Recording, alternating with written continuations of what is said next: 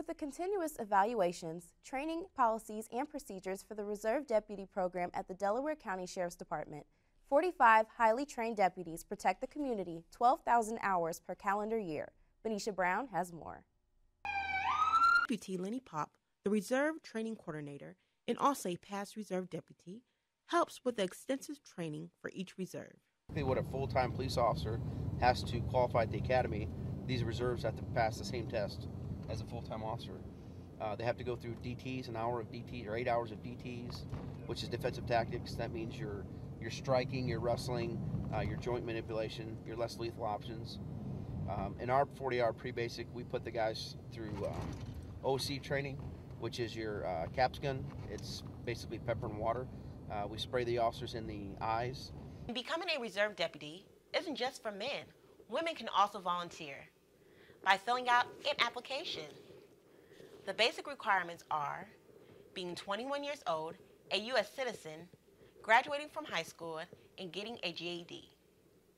Put them in the same fighting scenarios that we do the males, and if they cannot handle it, as much as a male, if they can't handle it, they'll be released. Captain Rick Richmond, and also a past reserve, said reserves not only help to protect the community, they also help police officers with their daily duties. This training that the full-time deputies do, they step in, fill those spots, and they can also do that when deputies are sick or when they have vacations. Captain Rick Richmond said the reserves and the police department are dedicated to preparing themselves to be able to handle numerous life-threatening situations to protect the community. In Muncie, Benicia Brown, NewsLink, Indiana. Thank you, Benicia. Hopefully more community members will volunteer as a reserve to help keep the community safe. This semester, average temperatures in January have been about 3 degrees colder than last year. And with Ball State's campus seeing snow this past weekend and warmer temperatures last week, some students are frustrated with the changes. Locals and students alike will tell you that Muncie weather is hard to predict. Having already seen a colder winter than 2012 and snow flurries this weekend, students are trying hard to stay warm. Recently, I think the weather's really messed up.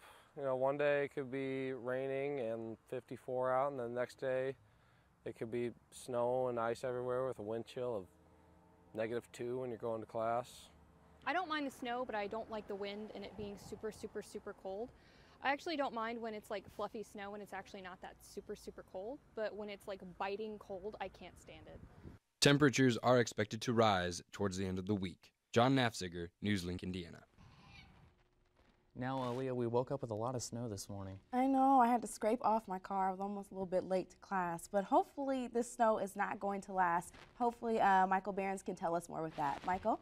Well, we do have a little bit more snow to deal with before we get done with the snow this week. That's going to be coming in tomorrow with an increased chance toward tomorrow night, but beyond that, it's looking to clear up and we actually could see warmer temperatures and the possibility of some rain later on this week. Right now outside it's 33 degrees, no wind right now, which is always nice. We don't have a wind chill to contend with right now, though those temperatures should warm up as we move on throughout the week, making it more pleasant to begin with.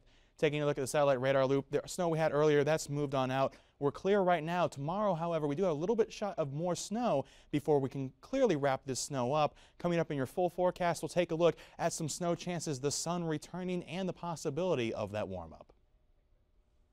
The National Residence Hall Honorary focuses a lot on leadership skills. NewsLink's Ashley Rowland reports from their latest leadership conference at Ball State University. Ashley? This Saturday, the National Residence Hall Honorary hosted the 2013 Spring Leadership Conference. They played fun games to help with leadership skills. The Leadership Committee works to recognize and promote the development of leadership throughout the chapter and campus. The leadership conferences are held every spring and fall and are designed to bring student leaders involved in housing and residence life together to collaborate, present, and further develop skills. Mike Starr is a hall director at Studebaker East and considers the conference to be a success. A program about improv, so it was kind of hard trying to make it fun, but also incorporating some learning things. So I think it was a good first attempt, and I think it could get better. So looking forward to doing it again, hopefully. Ethan Johnson is a senior at Ball State University, a member of NRHH, and in the Housing Association. He says that the conference allowed the participants to develop skills in a non-traditional environment.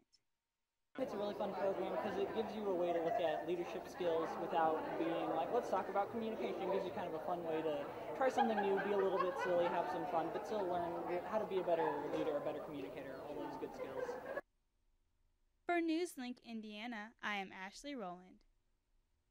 The National Residence Hall Honorary also organizes different programs and initiatives, including building blocks and a mentor program. The power outage last night at the Super Bowl not only left players and fans in the dark for 30 minutes, it may have turned out the lights for future Super Bowls there in New Orleans. And the U.S. and France are taking action to stop a growing terrorism problem in northern Africa. We'll have details next.